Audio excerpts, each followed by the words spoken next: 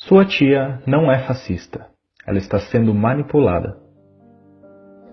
Você se pergunta como um candidato com tão poucas qualidades e com tantos defeitos pode conseguir o apoio quase que incondicional de grande parte da população? Você já tentou argumentar racionalmente com essas pessoas, mas parece que elas estão absolutamente decididas e te tratam imediatamente como inimigo no mais leve aceno de contrariedade? Até sua tia, que sempre foi fofa com você, agora ataca seus posts sobre política no Facebook? Pois bem, vou te contar uma história. O principal nome dessa história é um sujeito chamado Steve Bannon. Bannon tem uma visão de extrema-direita nacionalista. Ele possuía um site no qual expressava seus pontos de vista, que flertavam com o machismo, com a homofobia, com a xenofobia, entre outros. Porém, o site era de pouca visibilidade, e seu sonho era de que suas ideias se espalhassem com mais força em todo o mundo. Para isso, Bannon contratou uma empresa chamada Cambridge Analytica. Essa empresa conseguiu dados do Facebook de milhões de contas de perfis por todo o mundo, de todo tipo de dado acumulado pelo Facebook, curtidas, comentários, mensagens privadas. De posse desses dados e utilizando algoritmos, essa empresa poderia traçar perfis psicológicos detalhados dos indivíduos. Tais perfis seriam então utilizados para verificar quais indivíduos estariam mais predispostos a receber as mensagens. Aqueles com disposição de acreditar em teorias conspiratórias sobre o governo, por exemplo, ou que apresentavam algum sentimento de contrariedade ao cenário político atual. A estratégia seria fazer com que esse indivíduo suscetível a essas mensagens mudasse seu comportamento, se radicalizasse. Como as pessoas passaram a receber as notícias e a perceber o mundo principalmente através das redes sociais, não é difícil manipular essas informações. Se você pode controlar as informações que uma pessoa tem acesso, você pode controlar a maneira com que ela percebe o mundo, e com isso influenciar a maneira como se comporta e age.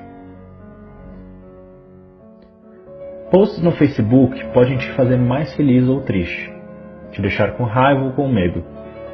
Os algoritmos sabem identificar as mudanças no seu comportamento pela análise dos padrões de suas postagens, curtidas e comentários.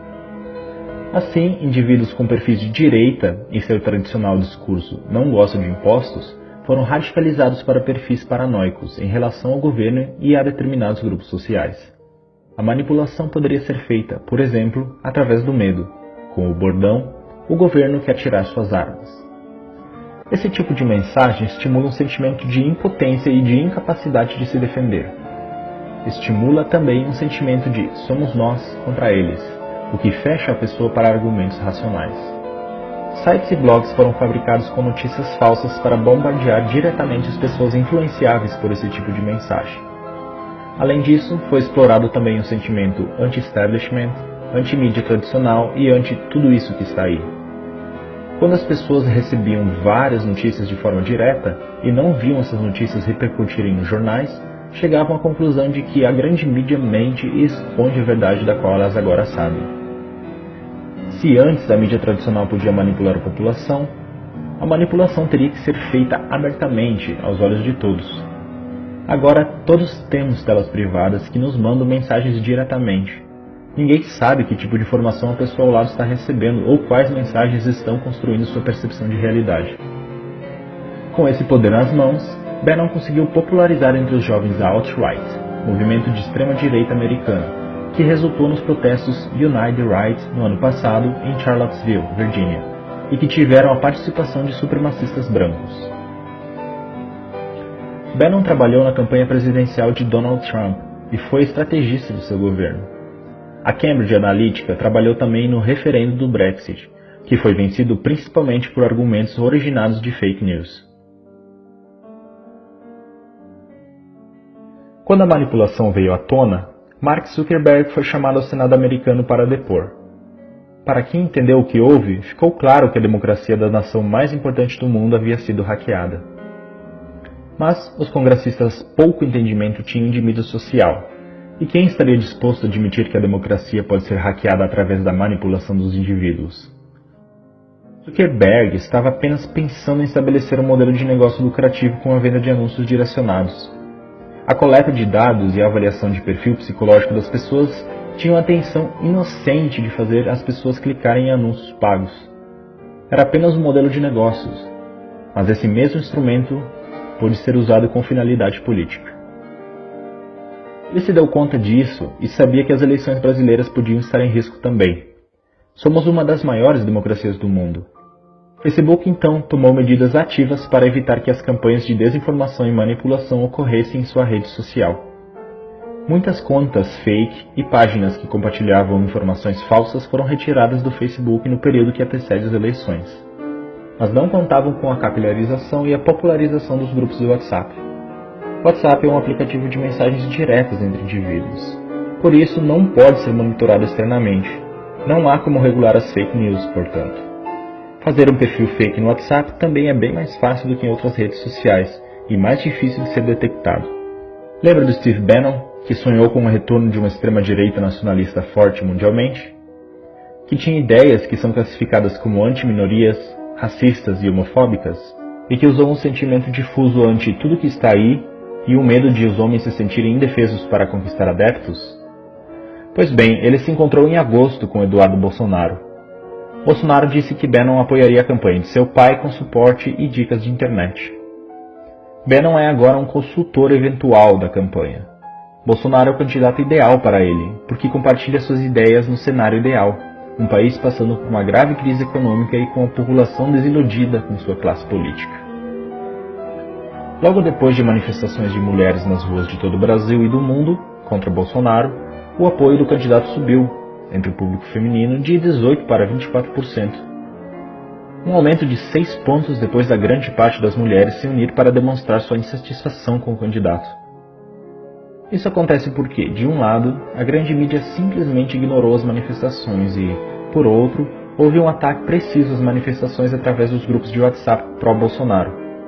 Vídeos foram editados com cenas de outras manifestações, com mulheres mostrando seios ou quebrando imagens sacras, mas utilizadas dessa vez para desmoralizar o movimento Ele Não entre as mais conservadoras. Além disso, Eduardo Bolsonaro veio a público logo após a manifestação e declarou: "As mulheres de direita são mais bonitas que as de esquerda. Elas não mostram os peitos e nem defecam nas ruas. As mulheres de direita têm mais higiene." Essa declaração pode parecer pueril ou simplesmente estúpida, mas é feita sob medida para estimular um sentimento de repulsa para com o outro lado. Isso não é nenhuma novidade. A máquina de propaganda do nazismo alemão associava os judeus a ratos.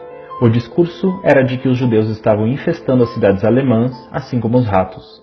Esse é um discurso que associa o sentimento de repulsa e nojo a uma determinada população, o que faz com que o indivíduo queira se identificar com o lado, entre aspas, limpo da história. Daí os 6% das mulheres que passaram a se identificar com Bolsonaro. Agora é possível compreender por que é tão difícil usar argumentos racionais para dialogar com o eleitor do Bolsonaro. Você se dá conta, agora, do nível de manipulação emocional a que seus amigos e familiares estão expostos? A pergunta é: o que fazer? Não adianta confrontá-los e acusá-los de massa de manobra. Isso só vai fazer com que eles se fechem e classifiquem você como um inimigo do outro lado. Ser chamado de manipulado pode ser interpretado como ser chamado de burro, o que só vai gerar uma troca de insultos improdutiva. Tenha empatia. Essas pessoas não são tolas ou malvadas. Elas estão tendo suas emoções manipuladas e sendo submetidas a uma percepção de realidade bastante diferente da sua. Tente trazê-las aos poucos para a razão. A única maneira de mudar seu pensamento é fazer com que tais pessoas percebam sozinhas que não há argumentos que fundamentem suas crenças e as notícias veiculadas de maneira falsa. Peça para que a pessoa defenda racionalmente suas opiniões políticas. Esteja aberto para ouvi-la, mas continue sempre perguntando mais e mais, até ela perceber que chegou num ponto em que não existem argumentos para responder. Pergunte, por exemplo, por que você decidiu por esse candidato? Por que você acha que ele vai mudar as coisas? Você acha que ele está preparado? Você conhece as propostas dele? Conhece o histórico dele como político? Quais realizações dele você aprova? Se perceber que a pessoa não está pronta para debater, retire-se da discussão. Não agrida nem ofenda. Isso é um comportamento que radicalizaria o pensamento do somos nós contra eles. Tenha em mente que os discursos que essa pessoa acredita foram incutidos nela de maneira que houvesse uma verdadeira identificação emocional, se tornando uma espécie de segunda identidade. Não é de uma hora para outra que se muda algo assim. Duas das mais importantes democracias do mundo já foram hackeadas, utilizando tais técnicas de manipulação. O alvo atual é o nosso país. Não vamos deixar que essas forças nos joguem uns contra os outros, rasgando nosso tecido social de maneira irrecuperável.